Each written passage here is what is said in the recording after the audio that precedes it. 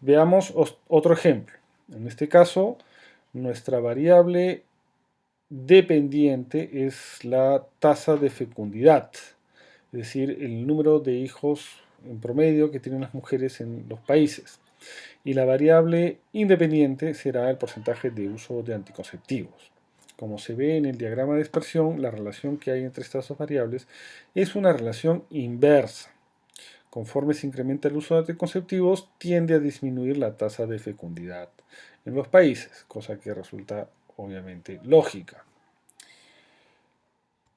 El paso 2 y 3 implica calcular los coeficientes de regresión, los coeficientes del modelo de regresión y de su ajuste, ¿no? Lo más importante son los coeficientes B sub 1 y B sub 0, específicamente el B sub 1, que es el que nos dice el efecto de X en Y. El coeficiente B sub 1 nos dice que por cada 1% de incremento en la tasa de uso de anticonceptivos se espera que la tasa de fecundidad disminuya, ojo, el coeficiente es negativo, en 0.056477 hijos, redondeando 0.06 hijos.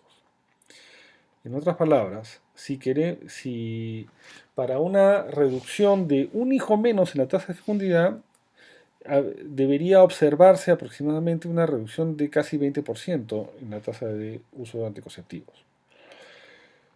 En este caso, la intercepción o el coeficiente B sub 0 se interpreta de la siguiente manera.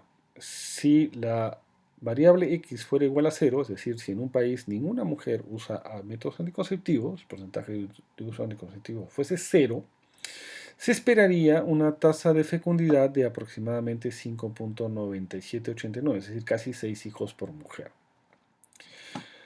El siguiente elemento que hay que evaluar es el R cuadrado. Este modelo tiene un ajuste bastante elevado, 0.6165 es el R cuadrado, es decir, es un modelo que explica cerca del 62% de la varianza de la variable dependiente. El R de Pearson se calcula sacándole la raíz cuadrada al R cuadrado y poniéndole el signo del coeficiente B sub 1. ¿No? En este caso, el R de Pearson sería aproximadamente menos 0.78, lo que representa una correlación bastante alta también. El siguiente paso es ver la significancia de los coeficientes, ¿no? Para eso nos fijamos en el error estándar, en el valor de t correspondiente y el resultado de la prueba, ¿no? En este caso, lo que nos interesa es el p-value del valor de t. En ambos casos, este resultado nos permite rechazar la hipótesis 0 con un nivel de significancia bastante interesante, ¿no? Por ejemplo, 0.1%. ¿No? Son datos que reflejan un efecto estadísticamente significativo de la variable X en la variable Y.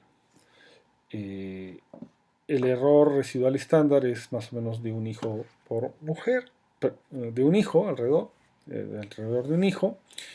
Acá estamos trabajando con un mayor número de casos, 139 grados de libertad. Eso implica que este modelo de regresión se ha trabajado sobre la base de 141 países, la información de 141 países. Y los resultados del análisis de la varianza también nos indican que el R cuadrado es altamente significativo. Nótese que una regla práctica para evaluar la significancia de los coeficientes de regresión es compararlo con sus respectivos errores estándar, ¿no?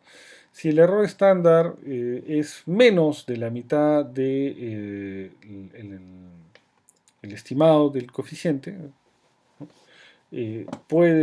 Podríamos decir que se trata de coeficientes significativos a un nivel de significancia del 5%, siempre y cuando tengamos más de 121 grados de libertad, o 120 grados de libertad.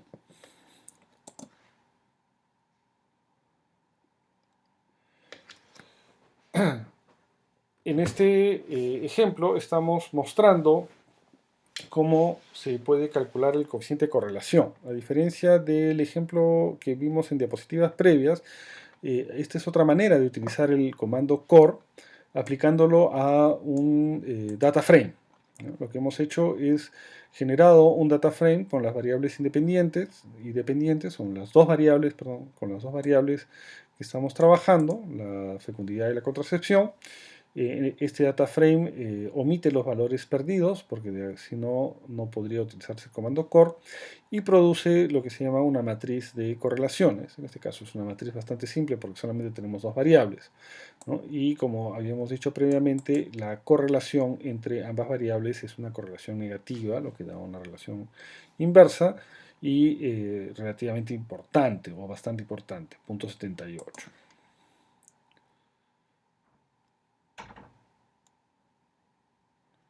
Ya hemos evaluado la significancia de los coeficientes de regresión, comparando los valores de t y los p-values para cada coeficiente. Podemos graficar los intervalos de confianza de los coeficientes de regresión o de la recta regresión. Y una cosa que también podemos hacer cuando trabajamos con correlaciones es evaluar la significancia del coeficiente de correlación. Un procedimiento bastante práctico para evaluar rápidamente la existencia de una relación entre dos variables cuantitativas es pedir de frente el coeficiente R de Pearson, ¿no? El R de Pearson nos va a decir hasta qué punto dos variables están asociadas. No nos va a calcular un coeficiente de regresión, en el sentido no nos va a calcular un cambio estimado de y por un cambio de una unidad de x, pero sí nos va a decir qué tan relacionadas están dos variables. Pero el coeficiente de correlación es también un estadístico descriptivo y por lo tanto, como todo estadístico descriptivo, debe interpretarse considerando su error estándar y evaluar si es posible hacer inferencia con este estadístico descriptivo. El procedimiento apropiado para hacer eso con el R de Pearson es someterlo a una prueba de T, para evaluar su significancia. En este caso, la hipótesis 0 es que el coeficiente R es igual a 0, es decir, que muestra que no hay asociación entre las variables. Si logramos descartar la hipótesis 0, podemos decir que el coeficiente nos está indicando la existencia de alguna relación entre las dos variables. El comando para pedir esta prueba de hipótesis para el coeficiente de regresión es core test, ¿no? Es hacer un test para el coeficiente de correlación, donde ponemos las dos variables que estamos analizando y tenemos un output muy parecido a una prueba de T de una muestra. En realidad se trata de una prueba de T de una muestra. El estadístico de la prueba es un estadístico de T, en este caso menos 14.9, se evalúa en función de sus grados de libertad. Acá tenemos el p-value, que es un p-value bastante pequeño, por lo tanto podemos rechazar con bastante confianza la hipótesis 0. Acá tenemos el coeficiente de correlación que se calcula, menos 0.78, y su intervalo de confianza al 95%, ¿no? Como todo estadístico descriptivo, para hacer inferencia, un coeficiente de correlación debe evaluarse en un intervalo de confianza o además podemos hacer una prueba de T para ver si muestra una correlación estadísticamente significativa. Como les habíamos dicho previamente, podemos evaluar rápidamente cómo se presentan las correlaciones entre un conjunto de variables utilizando una matriz de correlaciones. Acá lo que estamos haciendo es generar un data frame con datos de países en tres variables: la tasa de fecundidad, la contracepción y la tasa de actividad económica femenina, es decir, cuántas mujeres forman parte de la PEA, ¿no? Esas tres variables las estamos poniendo en un data frame, omitiendo los valores perdidos, y corremos el comando core al data frame. El resultado es una matriz de correlaciones, ¿no? Cada celda muestra el coeficiente R de Pearson para el par de variables que se está evaluando. Acá observen que la correlación entre el uso de anticonceptivos y la tasa de fecundidad es algo menor de la que vimos previamente. Eso se debe al hecho de que al incluir esta tercera variable, el data frame está excluyendo más valores perdidos y por lo tanto el número de casos válidos para hacer este análisis disminuye. Al estar trabajando con un conjunto de casos distinto al ejemplo anterior, el resultado es que el coeficiente va a cambiar, porque no son exactamente los mismos datos.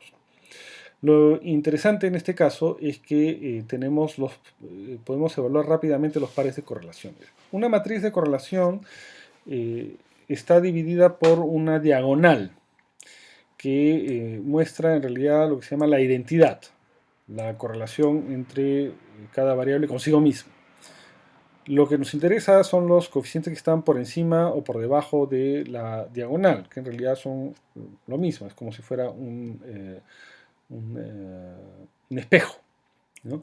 Lo que observamos es que de las tres correlaciones, la más alta es la que involucra el uso de anticonceptivos y la tasa de fecundidad, son las dos variables que están correlacionadas de manera más importante. Existe también una correlación inversa entre la tasa de actividad de la mujer y la tasa de fecundidad, es decir, hay una tendencia que conforme hay más mujeres que trabajan o forman parte de la PEA, la fecundidad tiende a disminuir. Existe, por otro lado, de acuerdo con este otro coeficiente, una relación directa entre la tasa de actividad económica de la mujer y el uso de anticonceptivos, pero es una relación bastante baja. Ahí habría que evaluar si efectivamente se trata de una correlación estadísticamente significativa. Una alternativa al comando core para hacer una matriz de correlaciones, y que es una alternativa bastante útil, es utilizar la función rcore del paquete hmisc. Lo primero que hay que hacer es cargar la librería hmisc. Si no está cargada por defecto en su sistema, hay que instalarla primero. Se aplica el comando rcore a una matriz de datos. En este caso, lo que hay que hacer es convertir el data frame que contiene las variables que vamos a analizar en una matriz. Es de esta forma que funciona este comando. Usando el comando asMatrix, estamos convirtiendo el data frame en una matriz. Y el comando rcore nos muestra dos cosas, ¿no? Y en eso radica su utilidad. En primer lugar, la matriz de correlaciones, que ya habíamos visto previamente. En realidad son los mismos números, la única diferencia es que acá se está redondeando a la centésima. Solamente se usan dos decimales, pero los números son los mismos. Lo interesante es la segunda matriz que nos muestra este comando, que es el resultado de las pruebas de hipótesis para determinar si los coeficientes son estadísticamente significativos. Y el resultado que nos muestra es el p-value del valor de t correspondiente a la prueba de hipótesis, ¿no? En el caso del coeficiente correspondiente al par de variables fecundidad y contracepción, este coeficiente menos 0.75, el p-value para la prueba de hipótesis, para el estadístico de la prueba de hipótesis es 0.000, ¿no? Es decir, bastante bajo. Ya habíamos visto esto previamente en esta diapositiva, en la diapositiva 37. Es básicamente lo mismo que hacer esta prueba, pero integrada en una función que muestra la matriz con el resultado de la prueba. En este caso podemos rechazar, ya lo sabíamos, la hipótesis 0 de que no existe relación entre fecundidad y contracepción. Eso ya lo sabíamos. Ahora lo que vamos a probar es si este coeficiente de la tasa de actividad económica de las mujeres y la fecundidad, que es un coeficiente mucho más bajo, menos 0.26, que muestra una relación relativamente débil, es o no estadísticamente significativo. El p-value para esta prueba de hipótesis se ve en la segunda parte del output, ¿no? en esta tabla. Y acá tenemos un p-value de 0.0054. Si estamos trabajando con un alfa de 5%, podemos rechazar la hipótesis 0. Y por lo tanto afirmar que a pesar de que la correlación entre la actividad económica de la mujer y la fecundidad es una correlación algo débil, sí resulta ser estadísticamente significativa. En cuanto al tercer coeficiente de regresión, que mide la correlación entre la contracepción y la tasa económica de las mujeres, de actividad económica de las mujeres, el p-value para la prueba de hipótesis es algo mayor, 0.119. Si usamos un alfa de 5%, en este caso no podemos rechazar la hipótesis 0. Por lo tanto, no podemos afirmar que este coeficiente muestre una correlación estadísticamente significativa. No podemos afirmar que exista una correlación estadísticamente significativa entre el uso de anticonceptivos y la tasa de actividad económica de las mujeres. Bien, entonces es importante recordar los pasos del análisis de regresión.